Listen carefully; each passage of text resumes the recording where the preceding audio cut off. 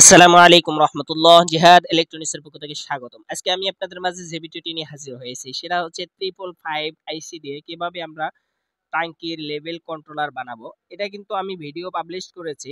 তো এক ভাই বলছে যে ভাই ডায়াগ্রামটা দিলে ভালো হয়, এজন্য কিন্তু আমি ডায়াগ্রামটা নিয়ে এসেছি। তো আমি আইসির পিন নাম্বার গুলো দেখাচ্ছি, এখানে আইসির পিন নাম্বার গুলো ফলো করলে ইনশাল্লাহ পেয়ে যাবেন।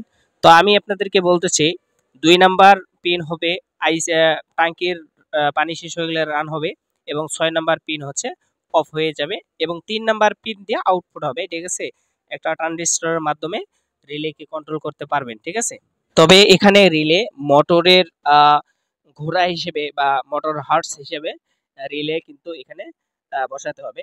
অবশ্য যদি বেশি হার্টস মোটর হয়, যেরকম আপনার 6 ঘোড়া 8 ঘোড়া 10 ঘোড়া হয়, তখন আপনার এই রিলেকে দিয়ে একটা ম্যাগনেটিক কন্ট্যাক্ট ব্যবহার করতে পারবেন। ভিডিওটি ভালো লাগলে অবশ্যই লাইক কমেন্ট শেয়ার করে দিবেন।